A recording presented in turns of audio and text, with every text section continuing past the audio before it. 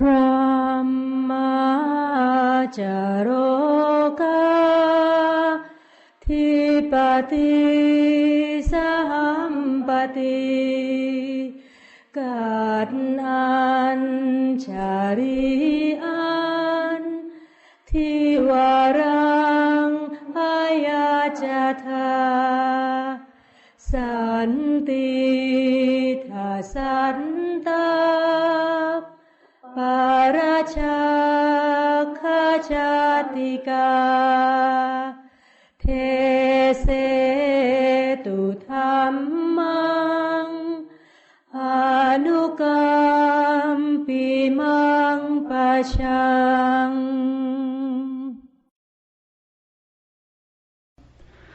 นะโมตัสสะภะคะวะโตอะระหะโตสัมมาสัมพุทธัสสะนะโมตัสสะภะคะวะโตอะระหะโตสัมมาสัมพุทธัสสะนะโมตัสสะภะคะวะโตอะระหะโตสัมมาสัมพุทธัสสะพุทธังธัมมังสังฆังนะมาสามิ I'm very happy to have this opportunity this evening to offer some Dhamma teachings as dana,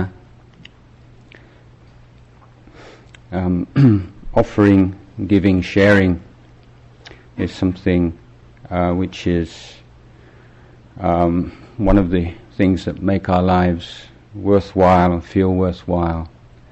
And as Buddhist monks, we don't have material gifts to share with others, but we do have our knowledge, our experience of practice of the Buddha's teachings, which we can share and give to others.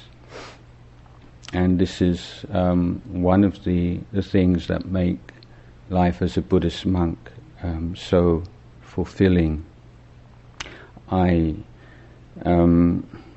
give the majority or vast majority of my teachings of Dhamma in the Thai language, and it's very rare that I have this opportunity to speak in English, particularly these days, as for the past 2 or 3 years I've been living by myself and not teaching the monastic community at Wat Bananachat as I was doing for a number of years. So it's quite enjoyable for me to have this opportunity as well. I thought I'd like to say a few words today on the subject of faith, because it is one of the central planks of the Buddhist teaching, but although we use this word faith as a translation of the Pali term sattha, there are nevertheless certain aspects of sattha which differ from the meaning of faith that is as is generally understood in theistic systems.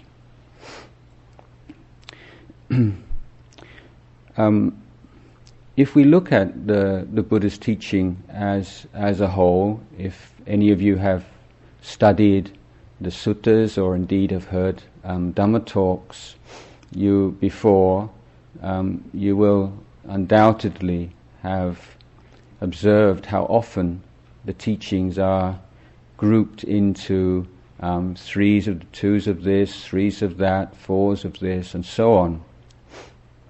And one obvious reason for that, of course, is that it makes it easier to memorize the teachings and to apply them in one's daily life. But there is also the point to be made that the Buddha's teachings are so structured because they reflect the relationship between different dhammas or different teachings, and emphasize the importance of these teachings being studied and practiced in their context and not to be taken singly. If we look at an unstructured list of Buddhist virtues and compare it with an unstructured list of virtues in other religions or philosophical systems even, we may find a great deal of correspondence. Now that may be very useful in interfaith meetings, but in terms of our practice itself, what makes the Buddhist teaching unique, at least in my view, is the unrivaled wisdom by which the Buddha was able to explain, clarify the way in which these different elements of spiritual life must work together. One example immediately is the Brahma Viharas. We have metta, karuna, mudita, upekkha. Metta, loving kindness; karuna, compassion; mudita, sympathetic joy; and upekkha, equanimity.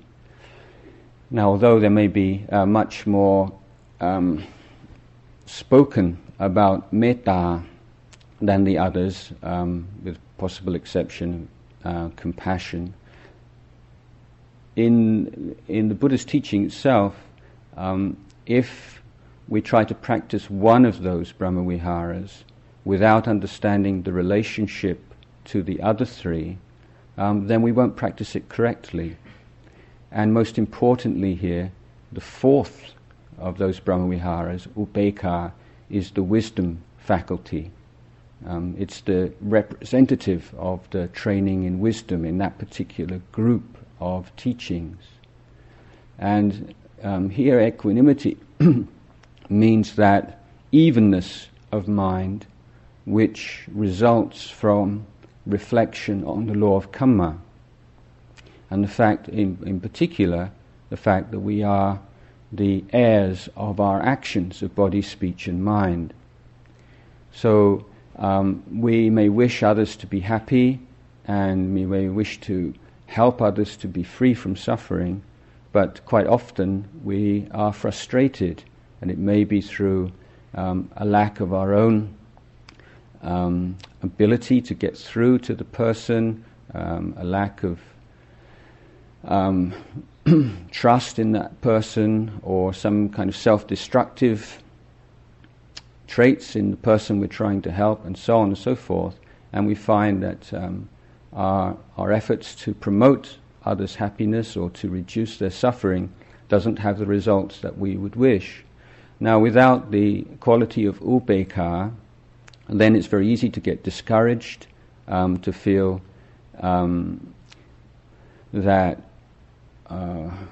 nothing's going right, or that to feel guilty, or to feel unsure what to do next, or to feel hurt and offended that that person doesn't recognize one's good intentions. All kinds of unpleasant and unwholesome mental states may result from a very noble aspiration. With upekkha as a balance to that, and underlying that, those efforts to promote happiness and reduce suffering, we realize in certain situations that person's karmic inheritance is not allowing them to be helped, and that doesn't mean we just turn away from them, but we recognize this is not the time and the place. It's not the we're not in a position to be able to help in the way we might like. So upekkha allows us to just rest in neutral gear, as it were, until the causes and conditions might change in such a way that we are able to help. So I offer this as a example of a group of Dhammas in which the correct practice, efficacious practice, can only be realized when we study these four Dhammas together as a group. Now, coming back to the quality of faith, faith is not a virtue given the same primacy that it is in theistic religions. It's considered a faculty, something which can be cultivated, which can be developed, which can decline, which can disappear. And it is a faculty which must be practiced together with other faculties. And it is a Dhamma which can be tested for its authenticity by looking at the other Dhammas with which it is associated. And if those other Dhammas are not developing in the proper way, then we can conclude from that the faith that we believe that we are cultivating is in fact not being cultivated, or not being cultivated in the right way. So there is a group of the five faculties, spiritual faculties, or sometimes the five powers, which we have sattha, or faith, and then virya, or heroic effort, and then sati, or mindfulness, samadhi, and concentration, one-pointedness of mind, stability of mind, and wisdom. Now, if we wish to define the Buddhist idea of faith, then we would say faith is that confidence, that trust, that belief, which leads to the kind of heroic effort which promotes the mindfulness, which leads to the samadhi, which gives the wisdom for liberation. So, if we look at our life and we feel there's not very much wisdom there's not very much concentration, there's not very much mindfulness, there's not that much effort, then we can say there is also a problem on the level of faith. So this is a way of looking at this group together and being able to orient ourselves in the teachings and to give ourselves some kind of idea to what extent we're on the right path. Now faith itself is often mentioned in the Buddhist teachings together with another word which is not quite so well known, and that is pasada. And in Thai we translate that as kwam lum sai. I'm not sure what the English translation is actually, but I can explain what it means anyway. And it's that kind of radiance of mind. Now, if you want to see that clearly, someone who you can see it very prominently, and people have a very strong faith. Say someone who's been born again in some kind of religion, that kind of brightness they have, which is very attractive and very powerful. That's that quality of pasada, at least in a neutral way, in a not necessarily a Buddhist way. But the quality of faith is accompanied by this, because faith is what clarifies. In the commentaries, the simile often given to explain the nature of sattha, or faith, is of this magic gem that appears in ancient Indian mythology. And the power of this gem was such that if one was on a journey and came to some muddy water and wished to drink it, you'd put the gem in the water and all the muddy particles would sink to the bottom, leaving the water above it as clear and drinkable. And that comparison is used for faith because once one develops faith or confidence in something, one's path becomes clear.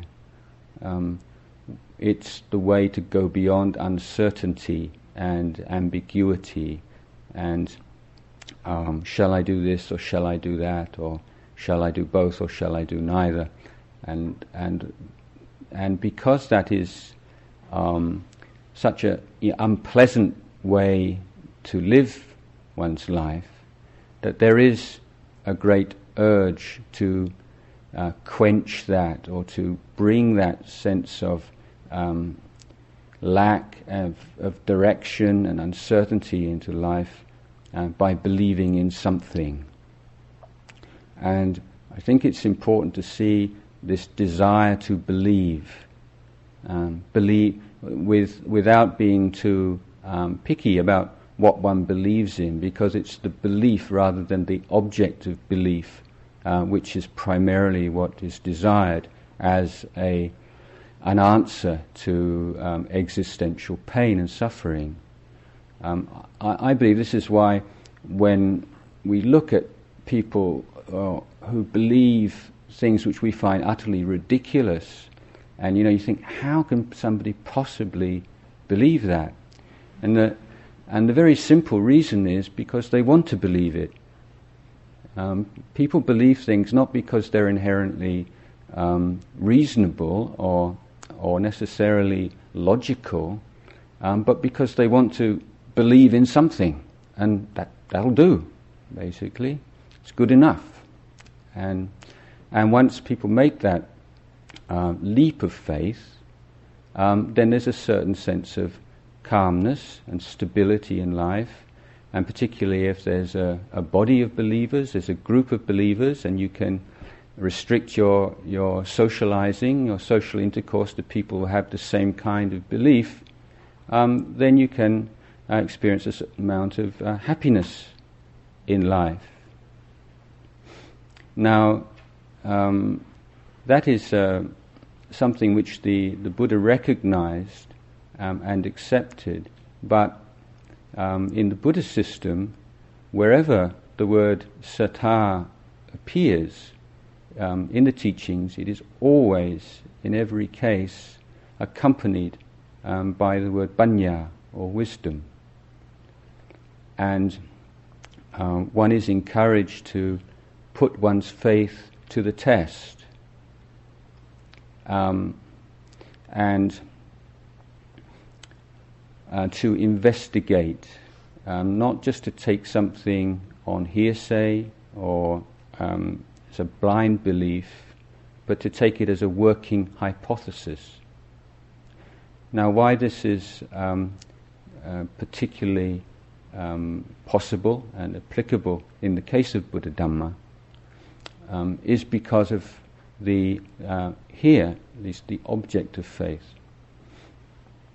Now, the two main objects of faith are first the Buddha's enlightenment, and secondly the law of karma. Let's look firstly at the Buddha's enlightenment. Why is that so important? Why is that central to the life of a Buddhist, whether he or she is a monastic or a lay Buddhist? The reason being that we believe that the Buddha experienced enlightenment as a human being. The Buddha lived until the age of 80, and before he died, he got dysentery and suffered physical pains, and then he died. His body died just like any other human body. And he was very clear about not claiming to be a god or God, but someone who had experienced the truth of things directly, and one who sought to explain that which is beyond language in terms of language, in order to help other beings to realize that same truth. So, through the Buddha's enlightenment, he proved the capacity, the possibility for enlightenment. He proved through his enlightenment that human beings have the capacity to become enlightened. He experienced enlightenment as the representative of, if you like, of the human race, proving the potential for enlightenment in all human beings. Now, if we take that on as a fundamental belief, and it has to be that, doesn't it? Because we can't actually prove here and now what took place 2,500 years ago under a Bodhi tree in India. But if we're willing to take that on trust, we're willing to believe in that, then it's not possible to simply accept that as a belief about an historical event without changing the way one lives. To do so would be to lack any real integrity, because the belief in the Buddha's enlightenment means a belief in the possibility for human beings to become enlightened, which means the possibility for oneself to become enlightened. So belief in the Buddha's enlightenment, the fundamental pillar of faith in Buddhasasana, means that we have a deep fundamental belief in our own capacity for enlightenment. The fact that we can abandon unwholesome dhammas, we can develop wholesome dhammas, we can purify our minds. There is complete and utter cessation of suffering. There is complete and utter cessation of its causes, of greed, hatred and delusion. And if we truly believe that, then there has to be the appropriate effort, hasn't there? If you believe that there is an end of suffering, that you are capable, you have the potential to realize that end of suffering through the way you live your life, through the way you conduct yourself towards the physical world, the way you conduct yourself in the social world, the way that you think, the way that you relate to and experience your inner world of thoughts and emotions, the way your value system, the way you look at things, the way you think about things, and so on and so forth. If there is something to be done, and you have the capacity to do it, and you consider it is ultimately valuable to do so, then it seems to me there's no real choice in the matter. There has to be this heroic effort or viriya. And it has to be heroic effort or viriya which leads to mindfulness, and mindfulness of the kind which calms and clears the mind and stabilizes the mind, makes the mind both firm and malleable, the mind which is interested in, fascinated with the nature of things, the way our body is, the way our mind is, the way the world is, interested in our life, interested in learning from our experience, every moment of our experience, not just experiences that we like, but those that we don't like also. So faith then in Buddhasasana, faith in Buddha's enlightenment, it was faith in the potential for human enlightenment, faith in the potential for our own enlightenment, and the faith that not only can this be done, not only can we be free from suffering, can we realize true ultimate happiness, but we should. Not only can we, but we should, and we should right now.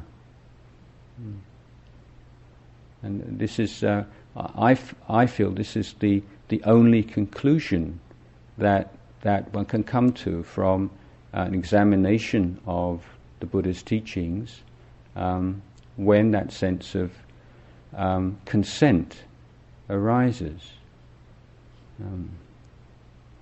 So the right effort that we need. Now this subject of right effort, or I've used this word heroic effort because that's the etymology of the word, is, I think, also a very valuable reflection because it cuts through the whole issue, discussion of monastic practice and lay practice. The definition of right effort, samma vayama, which is a synonym for viriya, is the effort to care for and protect the mind, to prevent unwholesome dhammas that have not yet arisen from arising. And as one's spiritual faculties are still immature and unable to prevent unwholesome dhammas from arising from time to time, then we also need the effort to be able to eradicate and to let go of those unwholesome dhammas that have arisen. Similarly, we need to make an effort in our life, whether we're living in a monastery or we're on retreat or at home or at our workplace, to learn to be skillful enough to bring forth wholesome dhammas which have not arisen, and those which have arisen, we seek skillful means to develop them, to nurture them.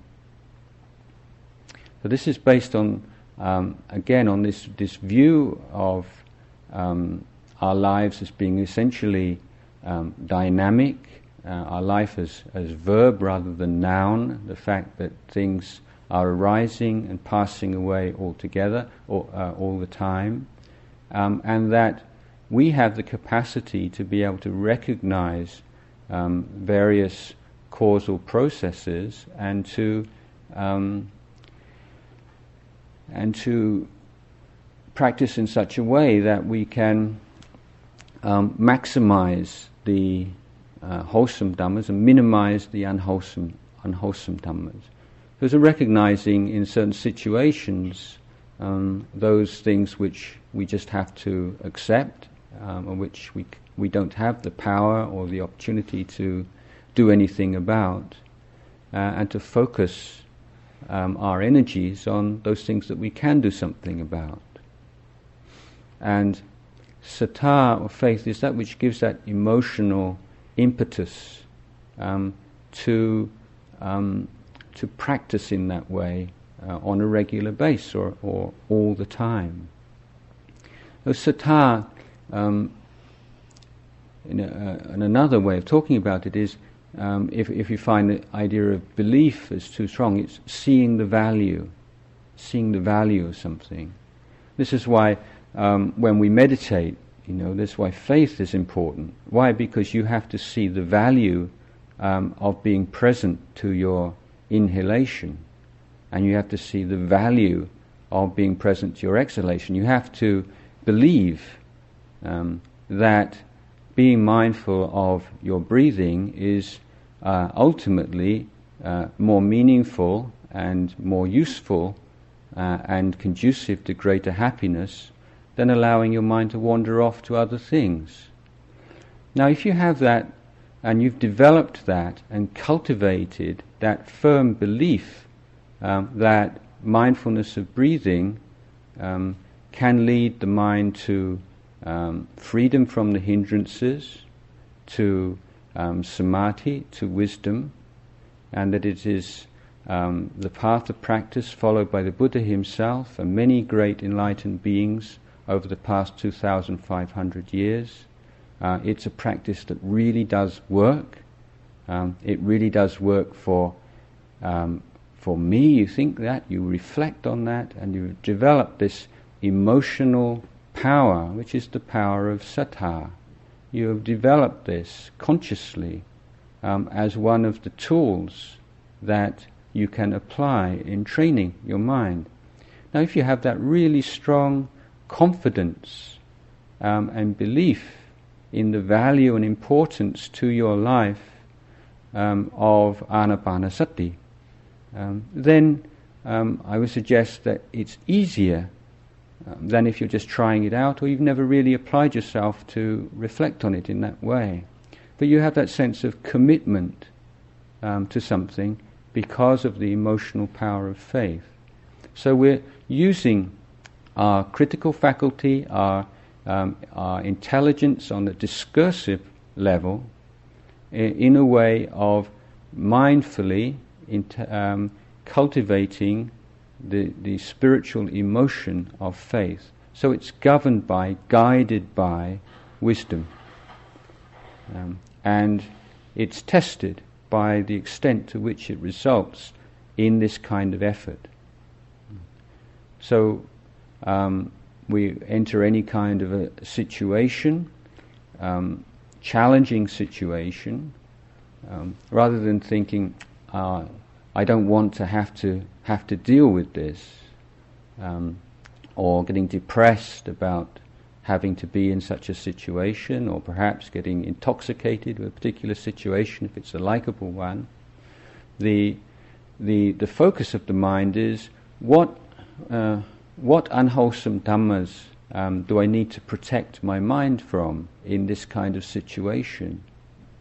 What unwholesome dhammas have arisen in my mind in previous such situations? I know in a previous situation, for instance, I lost my temper, or I've got rather irritable. Now bearing that in mind helps to set your mind in the correct way for the coming experience, or if unwholesome dhammas have arisen already. On the positive side, you say, in this situation, doing this kind of work, in this kind of relationship, what wholesome dhammas are there that I can develop? So if you go into a meeting, it's obviously not the time to be watching your in-breath and watching your out-breath. This is the time to listen and to express yourself. So you have a chance to develop the quality of listening without judgment, to be listening with empathy and understanding, compassion. You have the opportunity to develop the ability to know the right time and the right place to express oneself. You have the opportunity to observe the manifestation of conceit, the manifestation of attachment to views and opinions. You have the opportunity to develop right speech, the speech of a sage. What is the speech of a sage? It's speech which is truthful, beneficial to the listeners, spoken at the right time and place, spoken with metta and goodwill towards the listener, and spoken kindly and politely. These are 5 elements of the speech of a sage. So you think, okay, now's the opportunity in this meeting, in this situation, to develop the speech of a sage. How can my speech be a treasure? How can my speech be a speech that the wise ones would admire or would express their appreciation? One of the qualities of a stream enterer is that he has or she has the sila, the moral conduct, which is called Arya Kanta Sila, which means is is accepted and praised by the noble ones. So this is our standard. We don't have the standard of, the society which we live in, what goes by the standard of the people at our workplace or in the culture that we live in generally, which can change all the time, and it can't be a refuge.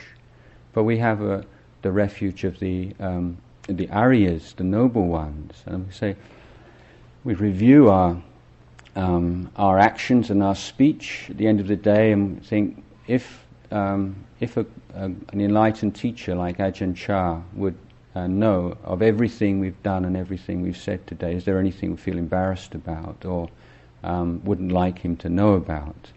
And if you can look back at your speech and you say, if I had to meet a great enlightened teacher and tell him in great detail everything I've said and done today, I'm absolutely confident that there's not a single thing that he would be critical of. Then that gives the mind such a sense of uplift and clarity and brightness and happiness that the mind is ready to go into deeper states of meditation and to develop further in Dhamma. So this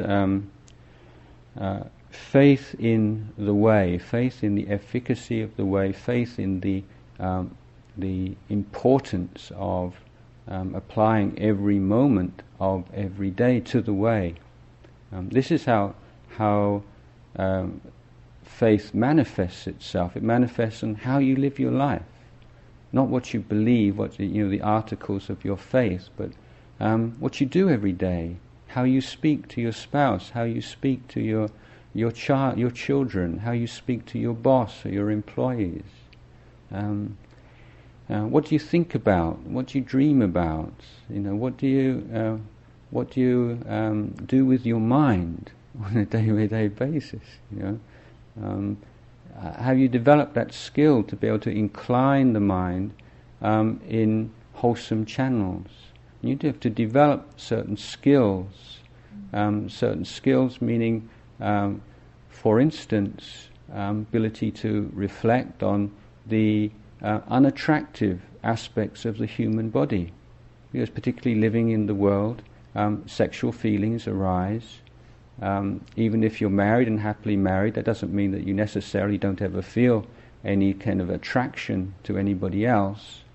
And so to preserve your sila, you need to have certain tools at your disposal. And one of them is the ability, when you have the mindfulness to recognize inappropriate feelings of attraction arising, to be able to pull that out of the drawer just like that. You have a reflection on the unattractive aspects of human body, just to quell that mindfully and clearly.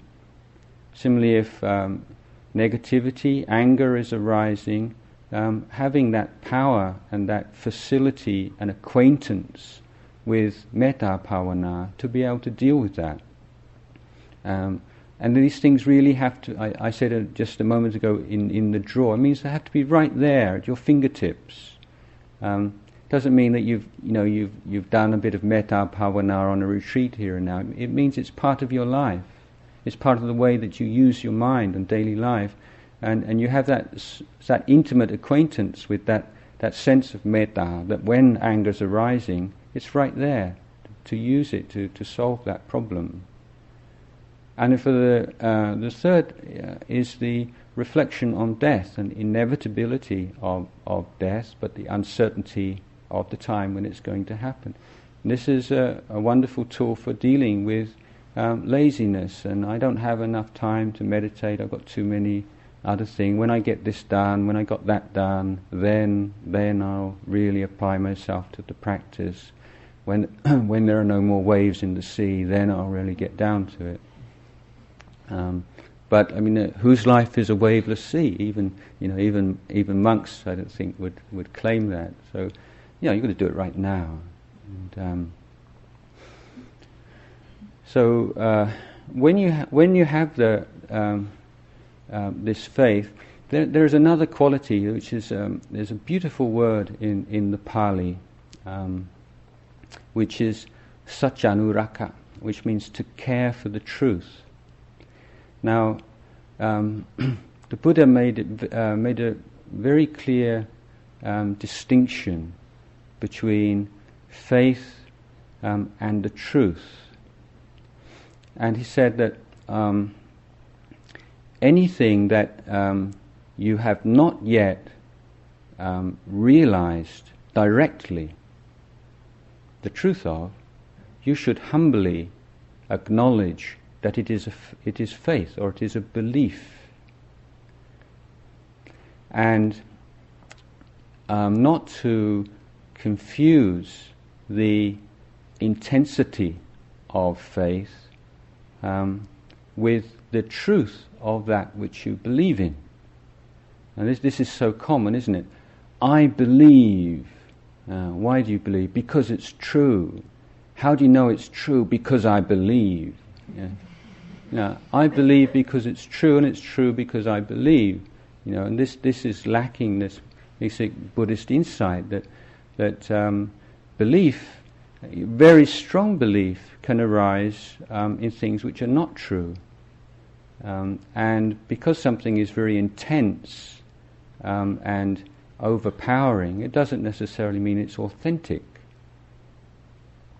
So, and the Buddhist attitude to things like heaven realms and hell realms. Do you believe in the heaven realms and the hell realms? And what's a Buddhist response to that kind of question? Well, first of all, we remind ourselves that Buddhism is not a belief system in that way. You don't have we don't have heretics that are going to be dealt with severely. If you don't believe in all the different heaven realms and hell realms. But the Buddha does require us to have reasons.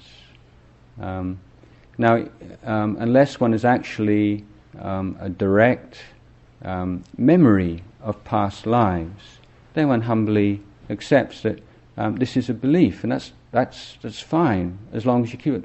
I believe. I don't know, but I believe in rebirth. I believe in different realms of being. Why? Because the Buddha said that all the things that he knew were like all the leaves in the forest, but the things that he taught were like the leaves in his hand. And the leaves in his hand are what we call the Tripitaka, or the suttas and the Vinaya. And the suttas are full, absolutely chock-a-block full of teachings concerning rebirth and other realms. Now, if these were things that that we could just ignore, the Buddha wouldn't have included them in his handful of leaves. And they're definitely there, and they're not just tacked on the end of this sutra and that sutta. They're in the very heart of many suttas. And the Buddha said before he died, I don't want anyone appointed as my successor, but take the Dhamma and the Vinaya as my representatives. For this reason, the suttas and the Vinaya have been so jealously and devotedly guarded by the Sangha over the past 2,500 years, because this is where the Buddha's teachings, this is where the Buddha himself resides. So, for that reason, we need to give a great deal of weight to the Buddha's teachings represented, particularly in the suttas. And even though we may feel that there's been a certain amount of degeneration, I think there's the sense of a single voice throughout all the suttas and the different nikayas is very strong, and the discrepancies are just so minor compared with the sense of unity and coherence there. For that reason, I feel that the great number of references to the rebirth and different realms of being in the Tripitaka is a worthy base for faith in the existence of those realms amongst Buddhists who have no direct experience of them.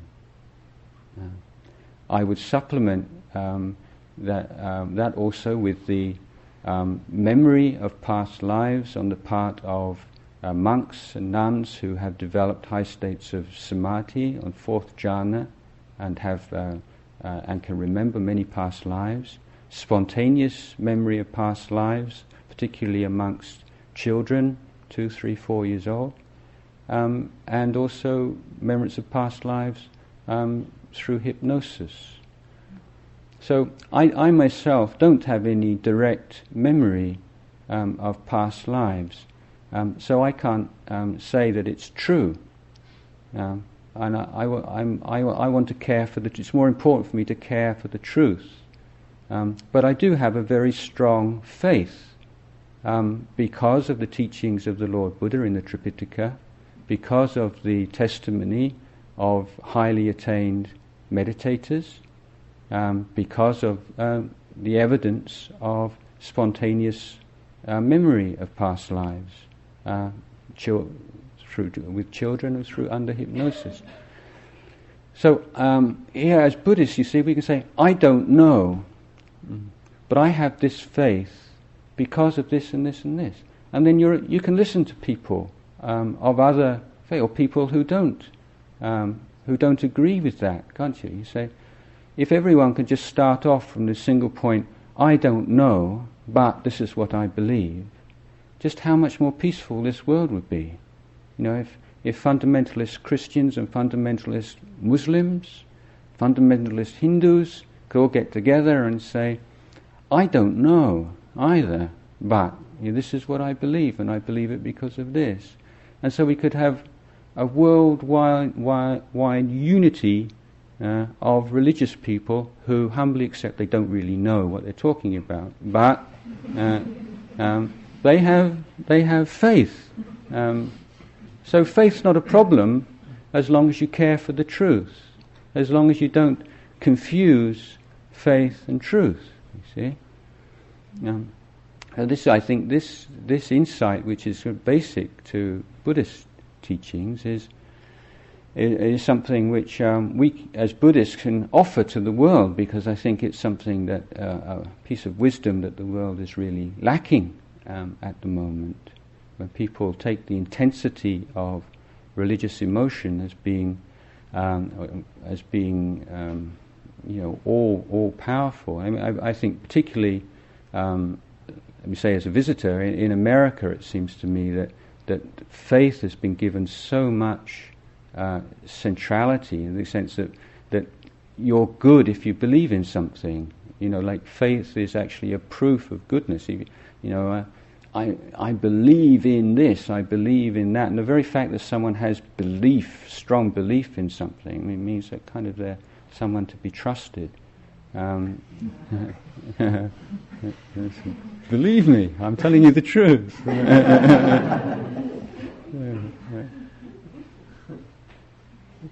So, how do we see belief? We see belief as a faculty which arises and passes away in human mind.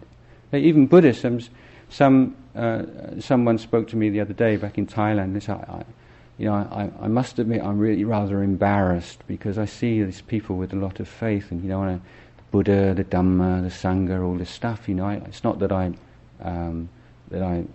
against it or I don't believe in it, but I just don't really kind of feel what other people seem to feel. Is there something wrong with me?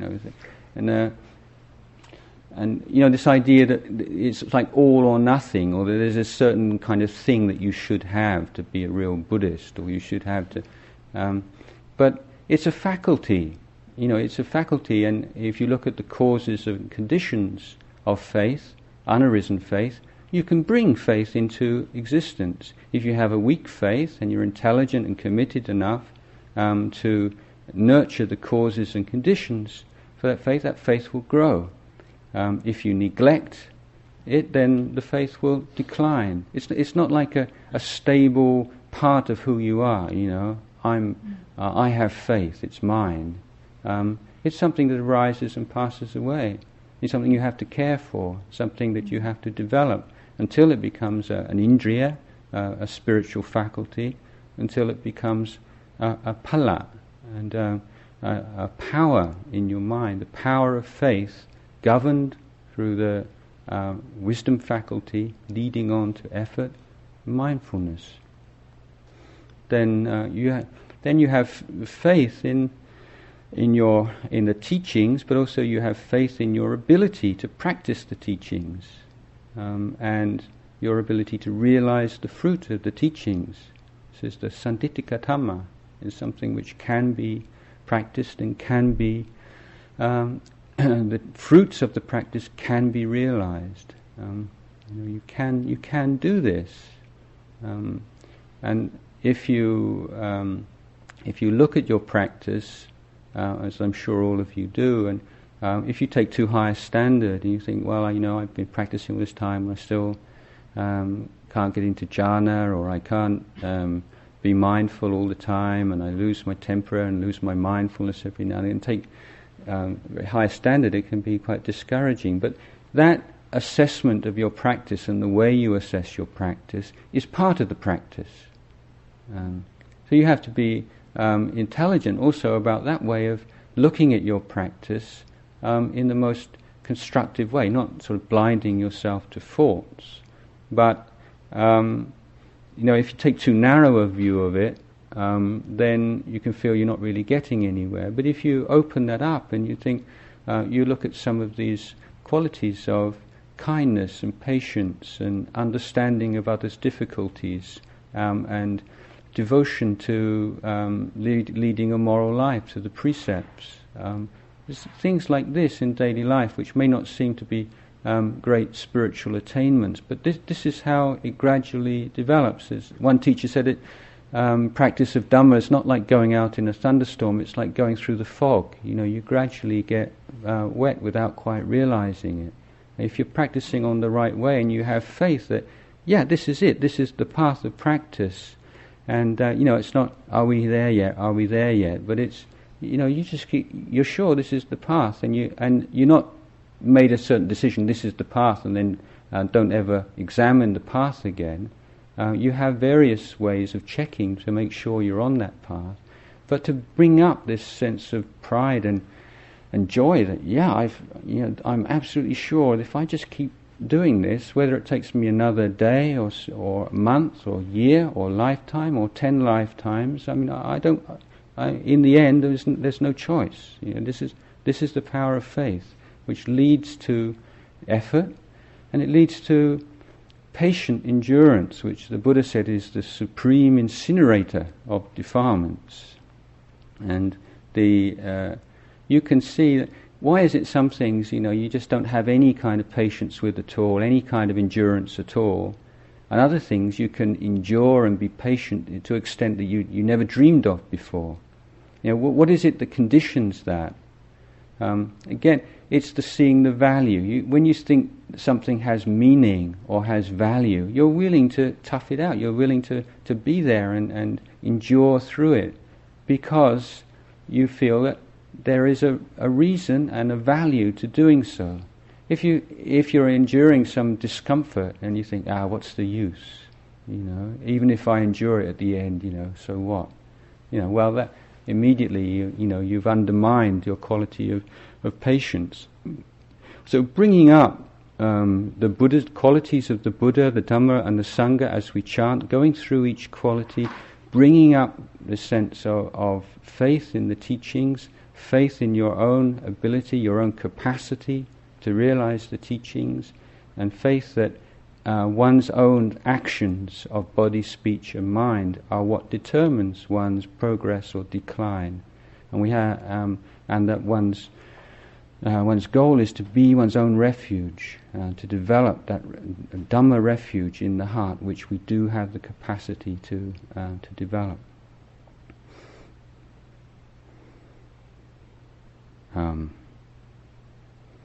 I asked Ajahn Pasna how long I should speak, and I think I've exceeded it by some few minutes. You'll have to excuse me, as I say. I don't really get the chance to